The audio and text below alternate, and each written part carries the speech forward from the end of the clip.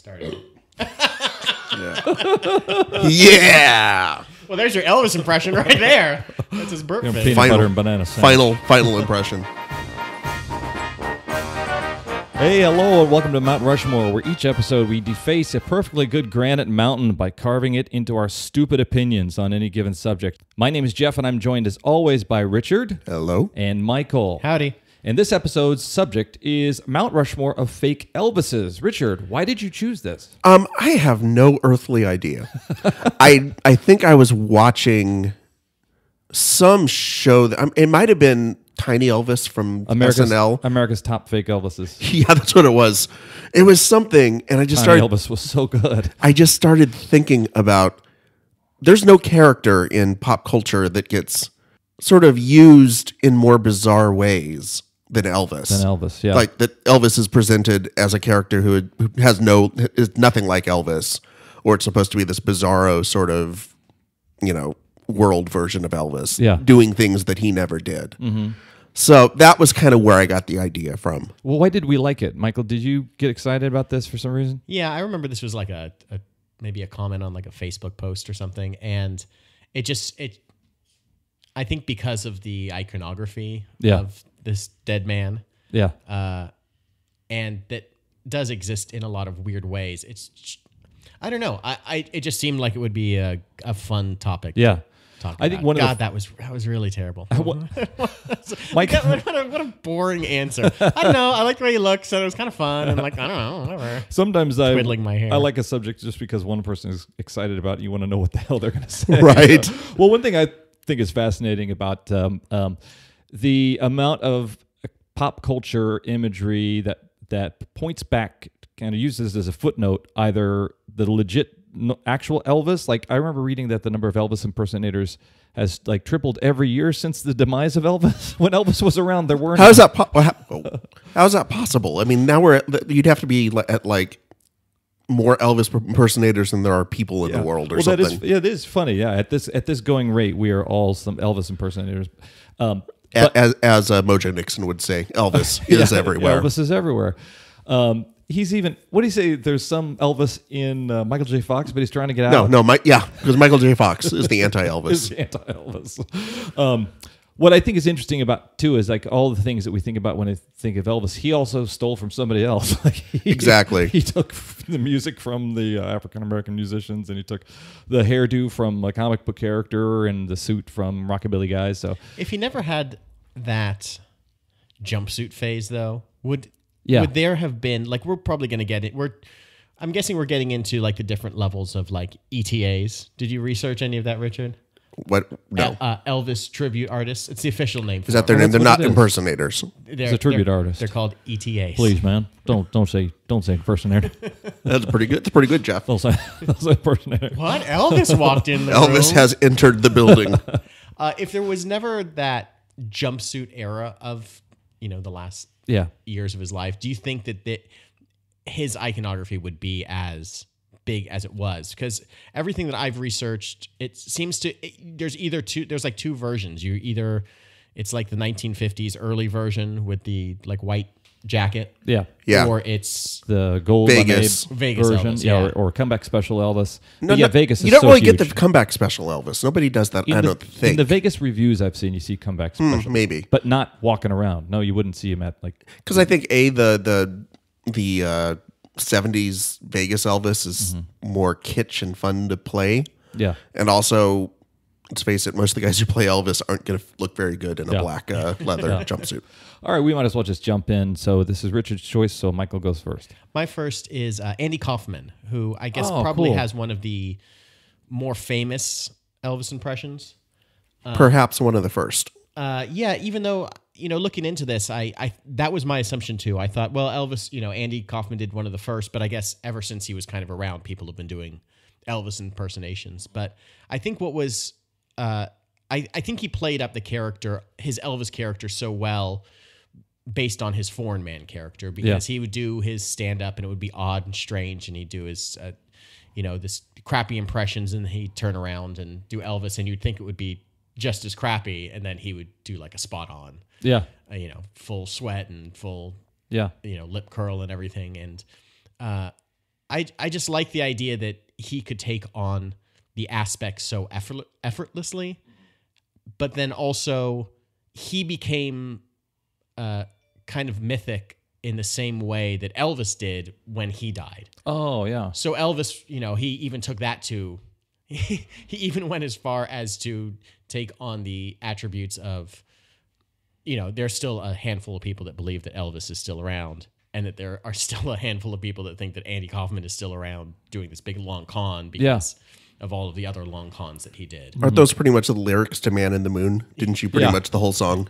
Yeah, it's a good song. It is a really good song. Let me ask you guys. I played that on guitar. If we got a guitar here, if you want me to bust it out. We don't have the rights yet. Well, I think that's such a funny observation that they are two people who people believe are not indeed dead. And they're two people who, no, I don't have a second. There's nothing. I don't know what the fuck I was going to say. Maybe you're going to say something. It was going to felt good. It was going to be really, I was revving up for that. I think I got the idea that he invented the Elvis impersonation from reading Bob Zamuta's book. So I can assume that it's probably incorrect and just a complete lie. Yeah. Because everything in that damn book is wrong. Yeah. I think Jeff, you brought this up on an earlier podcast where we talked about it offline at some point, where I think, Richard, you asked whether the Bob Zamuta was still doing it, or I don't even remember. God, where am I going? Oh, we were talking about the Tony Clifton. That's what it was.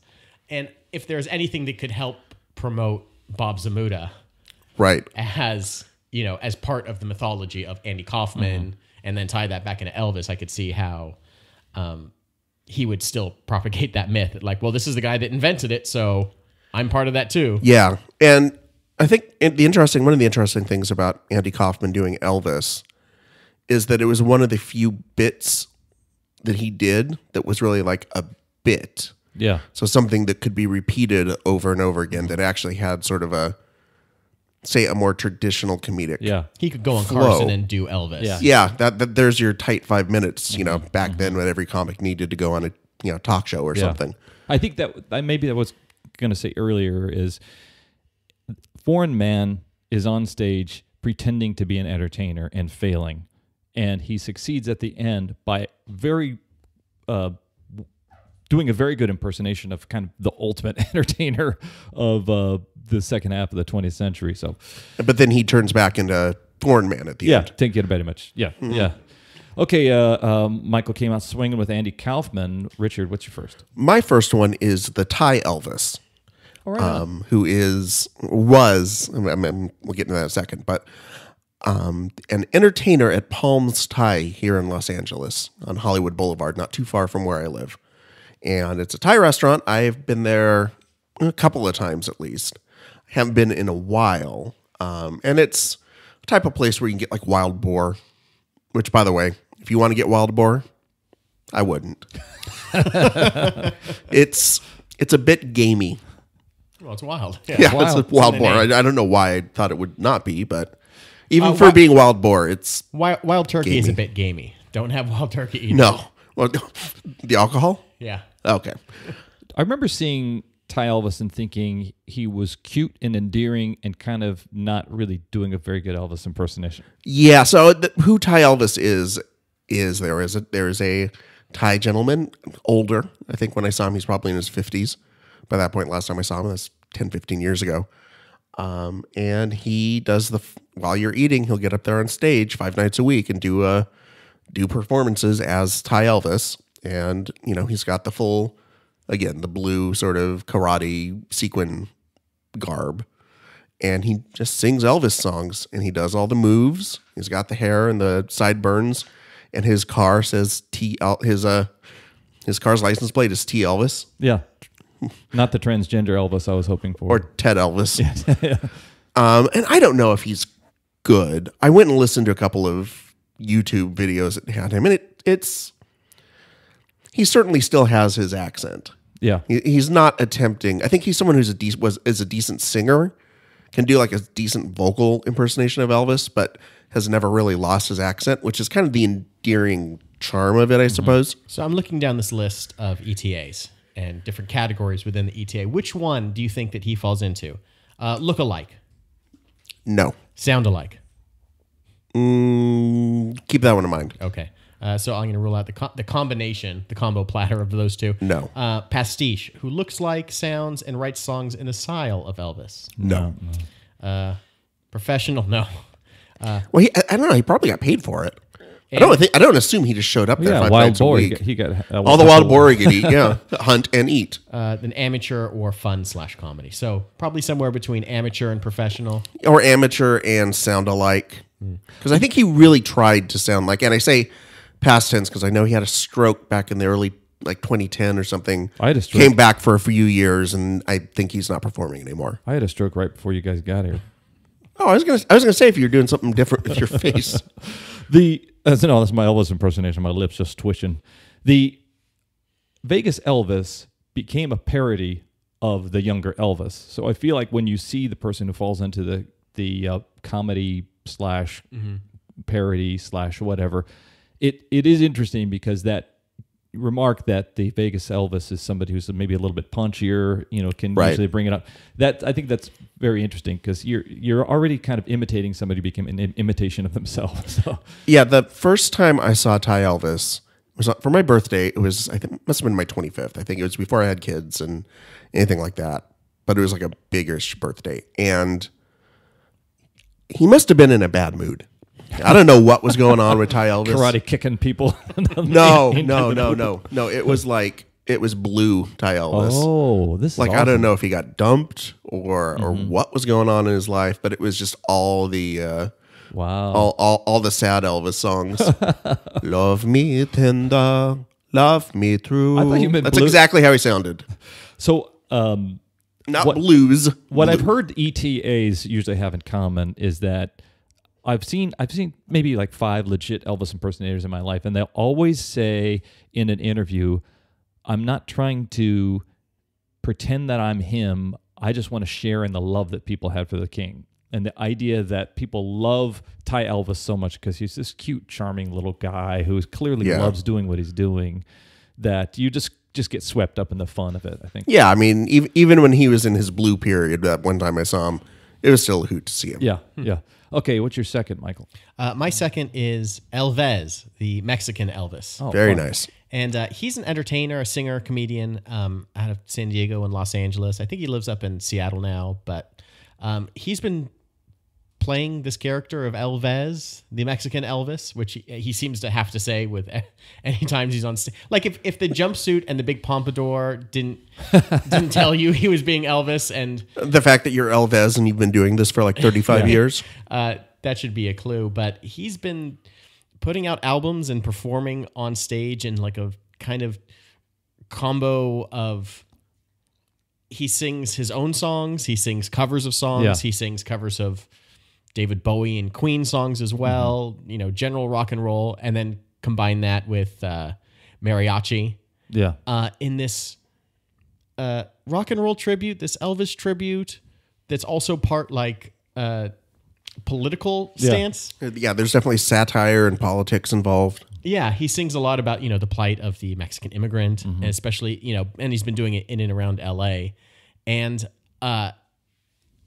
last week, we talked about jackets, and we talked about like the leather jacket, and we talked the fuck out of jackets and jean jackets, and how they can be like these templates for whatever you want to be. And Elvis, like going through my list and listening to Richard talk so far, like Elvis seems to be this person or this image of him that you can apply to everything. And if you wanted to apply it to a political stance and a revolution, and he wanted to make the image of Elvis this kind of Che Guevara-like image for Mexicans. Yeah.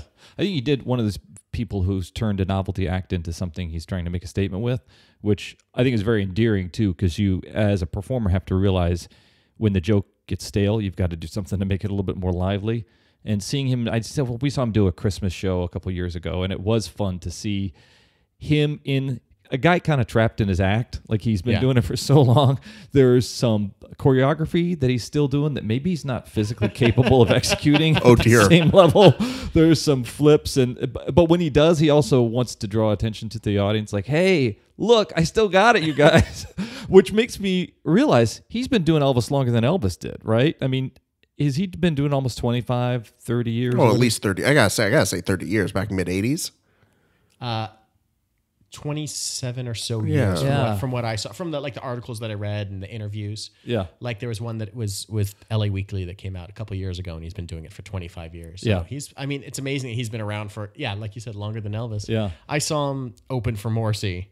Are you serious? And the Oy Esteban tour, up in Santa Barbara at the Arlington Theater, and he came out, and that was the first time I'd ever heard of him. So maybe he definitely did have an impression, left an impression. But he came on and did his shtick, and Morrissey has a very strange Hispanic love affair, and vice versa with Los Angelinos and Mexicans. And I remember being in high school, and there was this duded up Mexican kid, and he had these cowboy belt buckles on and in a Mexican shirt and a big hat. Loved the shit out of Morrissey. So I wonder how much that transferred over between the two, or how those two communities. I still haven't done any sort of research on it. Yeah, it's a little bit of kind of calculus that you have to kind of put together. Okay, Richard, what your second is what? Well, then I will segue into another more musical kind of almost parody version of it. That would be the Red Elvises. Oh, great. And I remember seeing them back in the, whatever it was, early 90s, I guess. Even in college, we'd go to the 3rd Street Promenade, and they'd have the musicians out there, or Venice, or places like that. And you would always see the Red Elvises, and they were 3 guys who dressed up in I wouldn't say it was exactly like Elvis, but it looked more kind of like 50s lounge singer, kitsch, or 60s. Mm-hmm. But they all had the pompadour Elvis hair, and especially the lead singer was more Elvis than anything else. And they're a guitar player and a drummer. Then they had a guy who played the balalakas, but the giant guitar, but he played it like a bass. But it's the thing that's 3 foot wide, and he's got it, and he's using that for the bass. Now they're legit from Russia. Yeah, they were from Ukraine. Okay. There's 2 or 3 of them from Ukraine. Met each other when they came here. Then they got another person who was Russian. Does it feel like they have a particularly Ukrainian or Eastern Bloc impression of what Elvis is? Is it that sort of? That's what I was kind of. That's kind of one of the things that really fascinated me, because it is almost this, kaleidoscope funhouse view of Elvis, plus all of these things that you imagine how the Soviets looked at. Yeah. At America, probably when these guys were growing up in the 60s. A couple years ago now, it's coming up on 2 years, I went to Iceland with my wife for our honeymoon. And we went to a couple different, we were down in downtown Reykjavik, which is one street basically. And there's Bjork Boulevard with the techno Viking just walking up and down and intimidating people. They have restaurants. It's here's the English pub, or here is whatever, because there was the American restaurant. Sounds like you went to a food court. There was a restaurant that was just called the American Restaurant, which had this big giant picture of Lenny Kravitz on the wall. And I thought, that's 100% what you think of America is. Mm-hmm. But then we went to a place called Lebowski Bar, which was really exciting, because it was maybe it's a big Lebowski themed bar.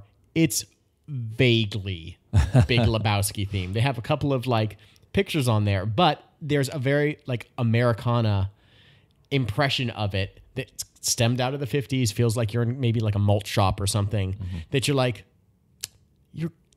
close. Yeah, you're close. You almost got it. And the Red Elvises feel almost like that, where they've just seen images on TV, or maybe that's what they think America is, or through Elvis, who is so global. Right.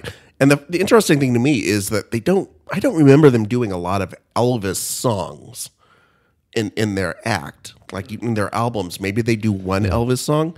They might do 2 or 3 songs that are about Elvis. Mm-hmm. But it was this kind of musically, it was kind of like this surf rock, rockabilly with a kind of a Russian folk influence on top of it. Yeah. It was pretty entertaining to listen to. I looked up, they're still doing it. I think it's just the one lead singer now is the only one left. I've heard of them made it feel like they were faking even the Russian thing, because this guy was singing a song about how his girlfriend works at the KGB, but he works at Taco Bell.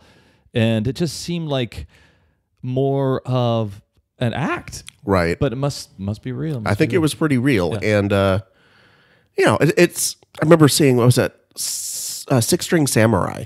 That's where I first saw them. It was like this kind of like post-Tarantino movie about it's like a apocalyptic gunslinger who looked a lot like Buddy Holly and was referred to as Buddy, and they did a bunch of songs to it. It's just it's very specific to like a place and time. Right. The 90s were really fucking weird, is what I'm trying to say, guys. Yeah. Point made.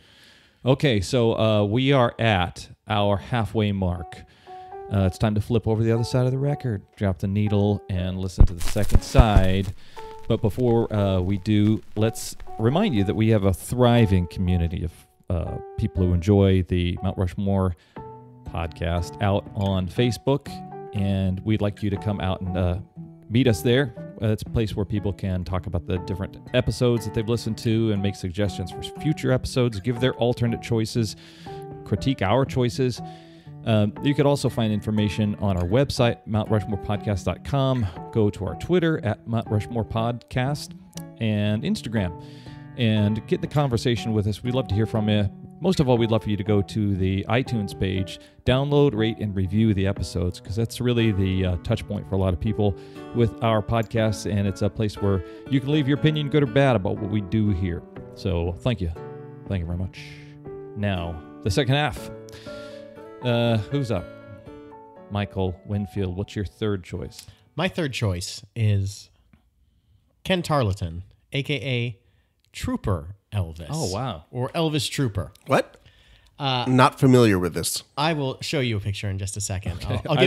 I'll give a bit of a preface, and then I'll show you what he's about. So, he is a person who is a Elvis / Stormtrooper cosplay guy that has been going around to the various Comic Cons over the years, dressed up as, originally it was just kind of like, I think he must have done some sort of Elvis impersonation beforehand. And then he got involved with the 501st, which is like the official, unofficial Stormtrooper cosplay group that kind of gets together. They're kind of loosely affiliated with Lucasfilm now. They help people build their own Stormtrooper costumes and have templates and stuff for it, and also do a ton of community work. But what I did like about this one, and I'll show you a picture, is he started out just as like Elvis, just like dressed up like a Stormtrooper. Looks like Rob Schneider playing Elvis. A little bit. You can take off, Looks like my accountant playing Elvis. He would, Rob Schneider's your accountant? Yeah. I got to talk to you. You may have some money problems. If you've been You can do it. You can go get a big rebate. I'm sorry. That's okay. If you've been to Comic-Con, you know a big aspect of it is taking pictures with all the people that are dressed up. And so at some point he must have moved from just this, being a Stormtrooper who looks like Elvis. He started realizing, hold on, I can turn this into my own thing. And within a couple of years, he was duded out in like a full Stormtrooper, like an Elvis storm, as if Elvis had glommed onto a Stormtrooper outfit. Yeah. And that became his kind of personality. And you'll almost see that within like the cosplay world, where it's not just someone dressed up as Boba Fett. It's someone's dressed up as this version of Boba Fett, the or Chicano whatever. Batman, or the And you know, as much as all of these Elvis impersonators go out there and some of them perform, they're all trying to get to a look and this iconic look. And eventually, don't you know it, Ghostbusters Elvis. What is happening? Oh, wow. Where he started just applying this look the Elvis to overlay. all these different things. Ghostbusters Elvis. Here's another one. Elvis Han Solo. What I like about him is he's basically doing, and we'll put these pictures up, he's basically doing the same pose. Yeah. Over and over and over. And of course, where would you be without Indiana Elvis? Or as he calls him, Memphis Elvis. Memphis Elvis.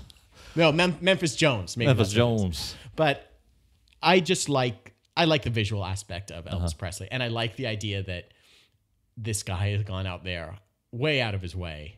And it's not even out of his way. This is his life has become this. And the last update to his webpage was in 2010. I assume he's still out there. I bet if you looked at like, pictures from like comic book resources or whatever of different sources for Comic-Con over the years, I bet he's still out there doing it and probably still a member. And I think we need to do a welfare check, because if we haven't heard from him in 7 years, I'm assuming he's just literally buried in pussy.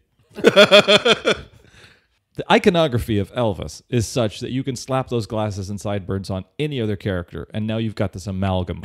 Right. You've got this new character, and it's almost like two great tastes go together. You love, obviously, Han Solo. You love Elvis, so you're going to go up and want to get a picture taken with this guy. I'd like to see like old Elvis slapped onto young Elvis. Or one of them crossing over, and it's not quite right. You think it's like, what are you doing? I'm old young Elvis. I'm young old Elvis. He looks like something you would create like in a video game where you have a character creator, where you've got thousands of images, thousands of different things to choose from, and you start out making Elvis, and then you want to make then you say, oh, what if he was Han Solo? And then you add like a fedora. Oh no, he's Indiana Jones. Then he's wrestling the Undertaker in your video game. Right, exactly. Like exactly one of those old WWF games where you can make your own person. You would make Memphis Jones. I do wonder if there's another guy in the 501st who he loves Kenny Loggins, and he tries Loggins Trooper and just doesn't get the same response. Come on, guys. Somewhere there's a Carl Perkins Trooper who is just like bitter about being upstaged by Elvis Trooper. The Tesh Trooper is not getting any. You think people love John Tesh? They love Stormtroopers. Okay, Richard, you're up. Okay, so my third one is Bruce Campbell as, air quotes, Elvis in the movie Bubba Hotep. Oh, right. I never saw this. I thought about this, but I disqualified myself being like, I've never seen this. So it's interesting. Yeah. Well, reading about it real seemed interesting. Like a hell of a movie. If you guys have not heard of it, seen it, brief recap is Elvis had switched place with someone who looked like him, and then the person, so he could go off and live a normal life for a few years, and then the person died, so there's no way for Elvis to get back to his like being famous. So he winds up just living out his normal life, and he's like in an old folks' home. Did he switch into his? Did he jump into his body, like Quantum Leap style, or? No. He had like hired somebody who looked like him. Oh, okay. To like play him while he went off to go try and live a normal life for a few years. Then the guy who was playing him died, so he was stuck. So he winds up in an old folks' home with Ozzie Davis as an elderly black man who insists that he's JFK, and had not actually been assassinated, had lived, and they had like dyed his skin black, and I don't remember the full details, but it's weird.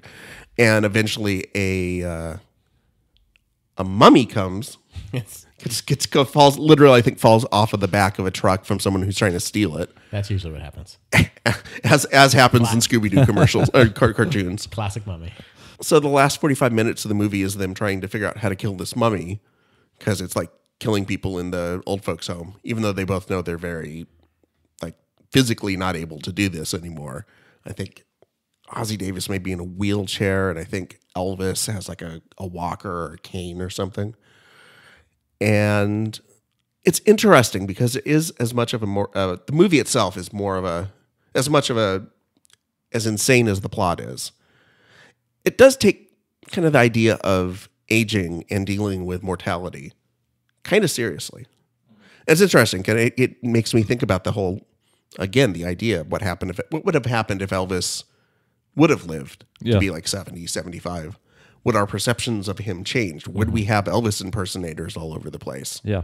I probably not. Mm-hmm. I don't know what Elvis would have done in the 80s. Had Robert Goulet died at a young age, I don't know if there'd be that kind of adoration. It's hard to say because Michael Jackson impersonators have always been around. It seems like even though he was still alive up until 10 years ago, 8 years ago, however long, it hasn't been that long since he's passed away. But like I wonder if all it requires is you to be so easily imageable, or so you can, there's some, these people reach these pop culture statuses that are just universally known. And I wonder if Elvis had already got to that level where, oh yeah, he's he's immortalized in both these young versions, these old versions. Yeah, I don't know. I mean, you see all the Ringo Starr impersonators today, and you think, yeah, that's probably the case. Like, no, I don't. But maybe No, seriously, I don't know. It's a good question. I don't, because were there the Michael Jackson impersonators while he was still? It was always like they were impersonating an era before. It was like, you would have the Michael Jackson impersonators in the 90s doing the 80s Michael Jackson. Well, sure. It was never like they were impersonating. Maybe that's the thing about impressions, or I do feel like once his ETAs in general. Once his face became a mask, then I think I saw more impersonators of him, because you could just literally put on a mask, right? And you could be black or white, So and Bruce Campbell does a great Elvis. Yeah. And it's fascinating to see Elvis in this really bizarre setup. And you start to think to yourself, okay, well, why did they choose Elvis? Was it just because of, hey, it wouldn't be funny, people still think he's alive, blah, blah, blah. I think there's part of that, but I think it was also this idea of, here's somebody who died young, and what would have happened if he would have got older and kind of gone through the aging and the process that everyone goes through as they get older.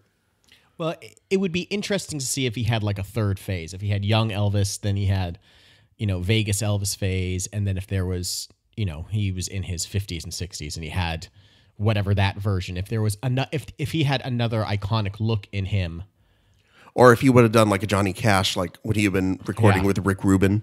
Yeah. No, I mean like something revival. Like that. Yeah. If Steve Binder can help revive Elvis in this 68 comeback special, he took him out of those travelogue movies that he'd done, reminded people that he was sexy, had him slim down with diet pills and fit into a leather suit again. I feel like he could have done it again, just like Cash did, right? In some way. So, or aged into another phase like Neil Diamond or something like that, where he became adult contemporary. What year did Elvis die? 77. 77. Same year Star Wars came out. Kind of weird, right? Wait a second. Star Wars Stormtrooper. We don't see who's my gosh. We don't see who's under those masks in 77. Well, we now know there's at least one black Stormtrooper. So maybe the Elvis Stormtrooper just ripped everything off from him. Heartbreak Hotel, Detention Block, AC, D23, or whatever. Okay. I guess this is Michael's final choice. My last choice is Elvis Herselvis, which is Lee Crow, which is a female Elvis impersonator who has been making the round since the mid-90s. And she is a gay impersonator. I guess she calls herself a drag king, to fool with, to swap things around a little bit, but then also to play on Elvis's his rank and his kingdom. Yeah. This kingdomliness. His... What's that word? His royalty. His royalty. Thank you. Fiefdom. His fiefdom. And she does just a stellar Elvis impression. And I looked for. I couldn't see anything where she was actually. I saw something where she was doing Elvis doing Shatner or something. Like that's meta right there. Yeah, I have a couple pictures of her, but she. Part of her act was definitely about like breaking a gender stereotype of this is someone. Elvis and a 1950s culture are something that to use her own words, like a dyke culture could really get behind. Easy to impersonate. It was a very, he had a look that could be copied by both genders. I think I'd read, Elvis ultimately became a parody of himself and ultimately kind of became a male impersonator. His masculine overboard identity was something where you could just grab like a few characteristic elements and really play it up big. He became his Halloween costume. Yeah. And part of it is, I think for her, part of it was confronting the people in part that said, this is like this last kind of male masculinity, this icon of masculinity that men felt really uncomfortable with a woman doing and changing up. And, that really made her come out in a certain way and be okay with her own sexuality and her own, dressing up in drag. Yeah. And I think that it's amazing to see Elvis as a character who can do that. Yeah. Who can allow people to be who they are, and who they are might be Elvis. Yeah. It doesn't matter if you're kind of a man or woman. So this is interesting because I seem to remember seeing Katie Lang earlier in her career. That is someone that she's referenced. Yeah, like in the mid 80s, like before she became like Constant Craving and all this, she was more of like this, like not bizarro, but she would a lot of times would come out like in these with her short hair, but then like the 50s Patsy Cline, like super Loretta Lynn type dresses, and do other stuff like that. And I remember at some point, I remember her on Letterman dressing up as Elvis and doing a song. Yeah, that seems about right. Yeah, so it seems like it's something in that world. Yeah. I watched the Pee Wee Herman Christmas special again this holiday, and she does a kooky holiday song, and it does have an Elvis kind of tint to it. The weirdest gig I ever had as a performer was playing Elvis at a Dell Computer Convention in Las Vegas. The treasure trove of doing this podcast has opened up again. Can we get the vault opening sounds right here? Oh, here we go. Here's the gleaming sound effect, as if we're just seeing this mountain of coins. That's the depth that is Jeff Hopkins. Please, sorry to interrupt. I needed the $45, and the best way I've ever experienced Las Vegas is as the Vegas Elvis, because people will walk right up to you. They'll be so happy to see you. They call you King. They call you Elvis. They immediately warm to you. It's like being Santa Claus around Christmas, and it just opens this world of goodwill up to you. That if you were if you were maybe Spider-Man or somebody on the street, maybe they might. I don't know how they'd react to you, but you have a face, you have the wig, you have all the jewelry. Everybody can do an okay clowny kind of Elvis, so they'll get in a picture and you'll both clown as Elvis. So it was the best time. Women grab you, guys high five you, guys grab you.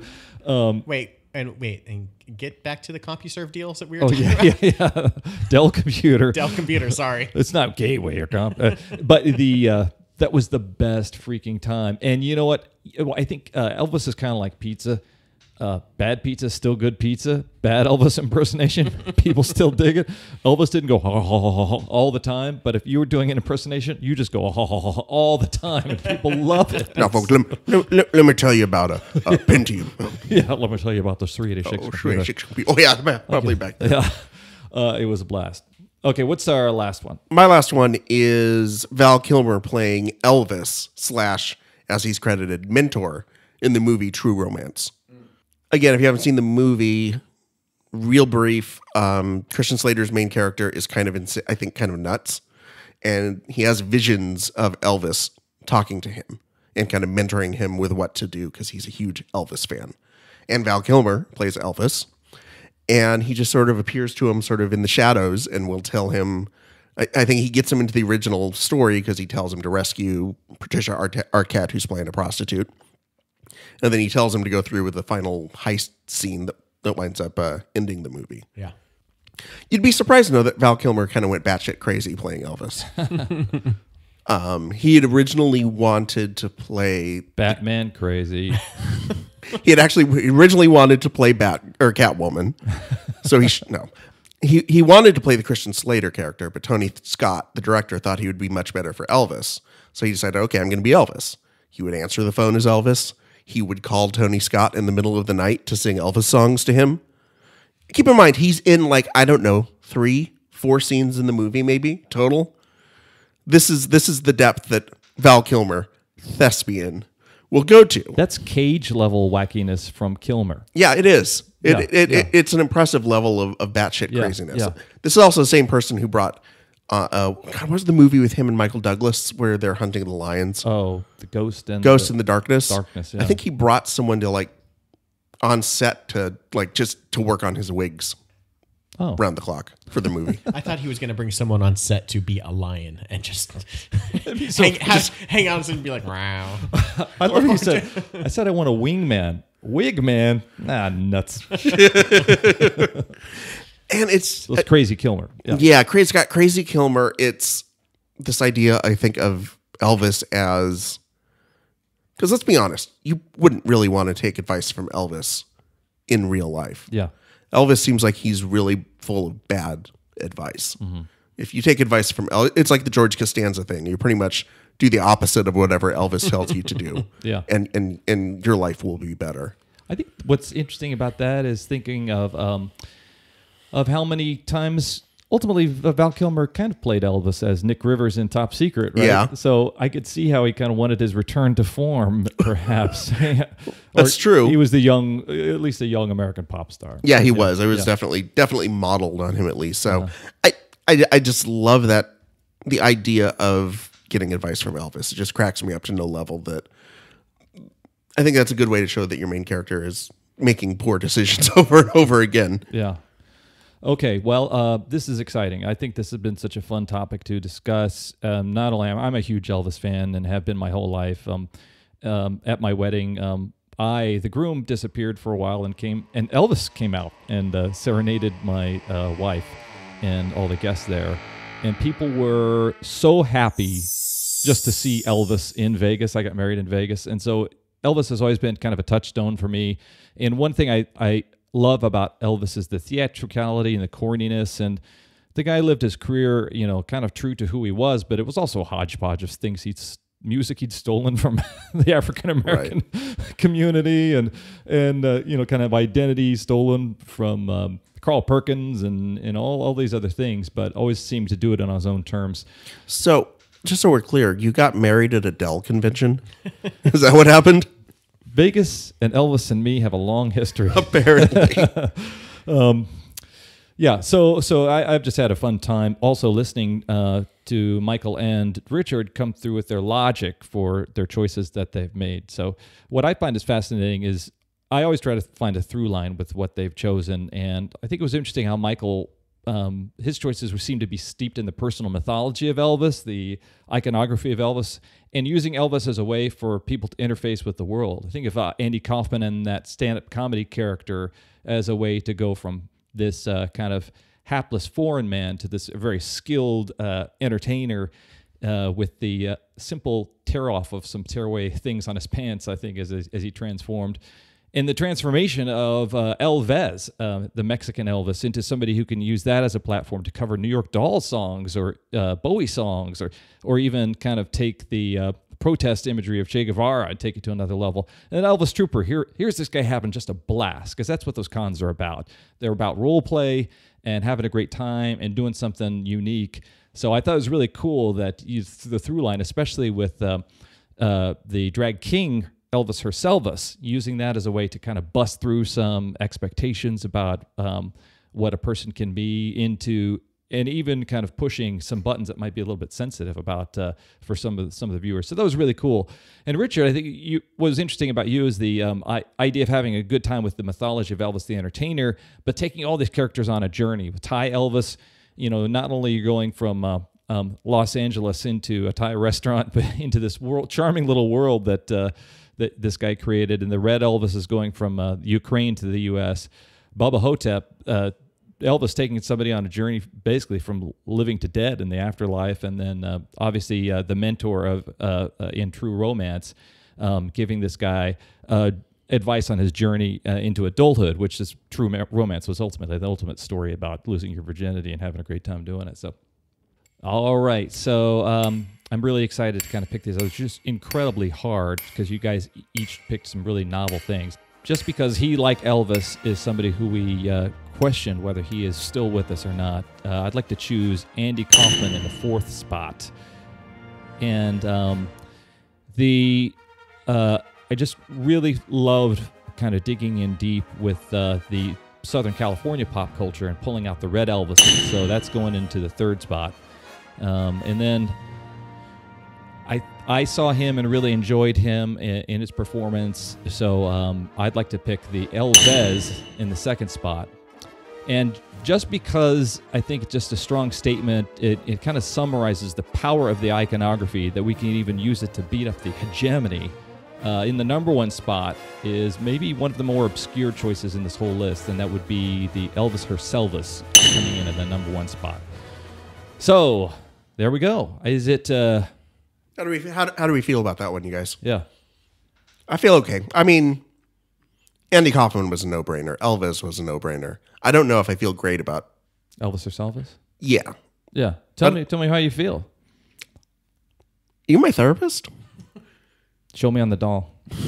Where Elvis touched you. Where Elvis Herselvis touched him. So that'd be exciting. So right in our hearts. Let's. I don't know who the hell she is. Yeah. I don't know how she can be. She doesn't feel very iconic to me. I think the iconography is what I'm talking about. All right. And nobody else in this is using Elvis as a way to for personal expression of their identity as a drag king. I just think it does a lot for this person. So why you gotta do Ty Elvis like that? That's what I'm trying to say. It sounds like last time I saw Elvis, I think Ty Elvis had already been done. If you ask me, he seemed like he was. This is post-stroke, possibly. Yeah. So next week, guys, we're doing. Okay, who's top? What would you pick as number one? Well, number one, I'd probably still pick Andy Kaufman. Okay. So. Hey guys, this isn't a ranking of top 4 Elvises. Oh yeah, but it's Elvises that go on there. There's 4 of them. No, I got that. But I mean, it's yeah. Okay. Right. We're doing fake Elvis Costellos next week, guys. Nothing but fake Elvis Costellos. Who's the Elvis? Who's the guy in Santa Monica in the KCRW? Elvis Mitchell. Mitchell. Fake Elvis Mitchells. Okay, so hey, this has been the Mount Rushmore podcast. You hound dogs. I am Jeff. I'm Richard. I'm Michael.